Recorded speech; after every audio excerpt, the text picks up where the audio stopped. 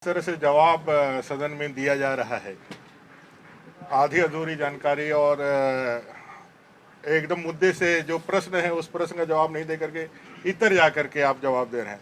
इसी को लेकर के सभी सदस्यों ने विशेषाधिकार के लिए मांग किया कि भाई हम लोग को विशेष अधिकार बनता है कि संबंधित डिपार्टमेंट जो मंत्री के माध्यम से जवाब दिलाता है उसको इसकी जवाबदेही तय करनी होगी कि भाई वो सही जवाब दिलाए। और उसी को लेकर के सारे लोग बेल में भी गए। फिर माननीय अध्यक्ष महोदय के विशेष नियमन के कारण माननीय सदस्य बैठे हैं और आगे उम्मीद करते हैं कि इस तरह की बातें सामने नहीं आए।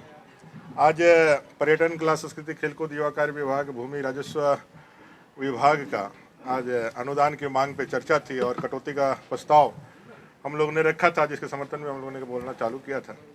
मैंने एक बात कही, माननीय मुख्यमंत्री जी आज बैठे थे सौभाग्य से, और मैंने कहा कि खनन नहीं पर्यटन नहीं। माननीय मुख्यमंत्री जी का एक बहुत बड़ा एक वाक्य था जो सत्ता में आने के बाद उन्होंने कहना चालू किया, और उन्होंने कहा कि भाई यहाँ के जो समृद्ध जो प्राकृतिक संसाधन है और प्राकृतिक छटा है उसको हम लोग ज़्यादा से ज़्यादा उसको संवर्धित करके उसका उन्नयन करके यहाँ टूरिज्म को आकर्षित करके अपने जीडीपी को बढ़ाएंगे, बशर्ते कि हम अपने मिनरल्स और माइंस का उत्खनन करके करेंगे। लेकिन 27 महीने में कहीं पर भी एक कदम भी आगे बढ़ते हुए हम लोगों ने नहीं देखा है। जिस पर्यटन नीति की वो बात कर रहे हैं वो 2016 में पहली बार हम लोगों की सरकार ने बतौर मंत्री हम लोगों ने बनाया था, उसी को विस्तार रूप आपने दिया, कुछ नया नहीं किया है।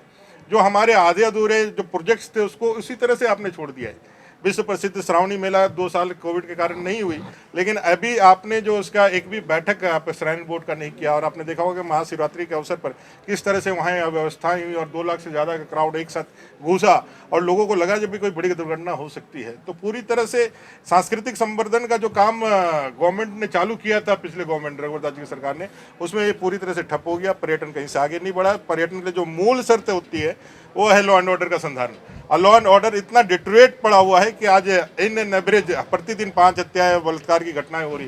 कौन आएगा झारखंड में अपने परिवार को रिस्क लेकर के आएगा कि भाई हम जाकर के पर्यटन क्षेत्रों का हम घूमें, जहाँ उग्रवादी जो है राजभवन तक एक्सेस रखता है, जहाँ राजधानी में वो खुलेआम घूम रहा है। ऐसे जो लॉ एंड ऑर्डर के डिटरेशन में कोई आना नहीं चाहेगा। इसलिए मैंने कहा कि इस चीज़ को तो आप ठीक कर सकते थे। जो योजनाएं, कार्य योजनाएं, जो पेपर वर्क था उसको तो कर सकते थे, लेकिन जैसे पैराडाइम खत्म हो गया आप उसको ठीक कर सकते थे, लेकिन आपने कोई कदम नहीं बढ़ाया। तो ये साफ दिखला जाए कि आपका कोई इंटरेस्ट ही नहीं है। भूमि राजस्व डिपार्टमेंट की ओर से मैंने कहा कि ये सरकार पूरी तरह से अंतर्द्वंद वाली सरकार है। एक तरफ आप कहते हैं कि जमीन की वापसी होनी चाहिए, तो जमीन जो लिया था, जिस हजारों एकड़ जमीन की जो आप बात करते हैं, वो तो कांग्रेस के शासनकाल में लिया गया था।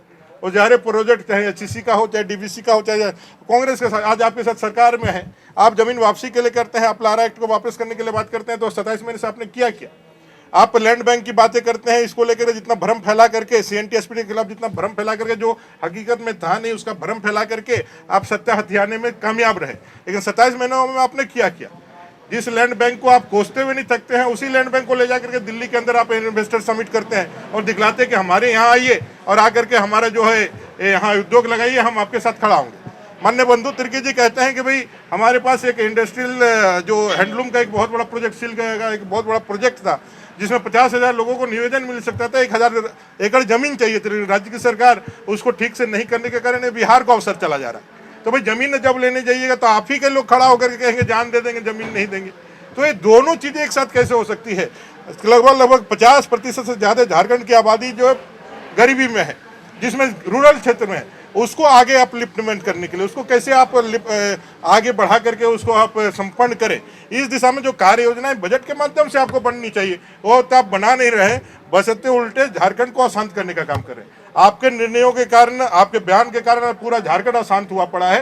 गांव से गांव तक यह ज्वाला भड़क रही है और पूरे झारखंड के अशांत करने का यदि किसी को जाता है तो ये हेमंत जी की सरकार को जाता है, आपको जाता है। माननीय मुख्यमंत्री जी को मैंने सदन के माध्यम से कहा इसकी जिम्मेवारी आपको लेनी चाहिए और आप ही की जिम्मेदारी है कि कल आपने आग्रह किया है कि हम लोग सुने, तो आप ही की जिम्मेदारी है कि 3.25 करोड़ जनता आपको सुनेगी जरूर, लेकिन आप जब अपने कथनों को कहेंगे, जब अपना वक्तव्य देंगे तो यह सबके लिए आग्रही होगा, सर्वग्राही होगा, ना कि आप सिर्फ वही जो है अपने एजेंडे को, अपने बातों को और अपने थोथी दलीलों के माध्यम से लोगों को और ज्यादा बरगलाने का प्रयास मत कीजिए। अब आपकी बातें लोगों के कानों को सुकून नहीं देता है, लोगों में अशांति फैलाता है और लोगों को और ज्यादा जुनूनी बना करके आपके खिलाफ खड़ा होने के लिए आग्रह करता है। TheFollowUp.in.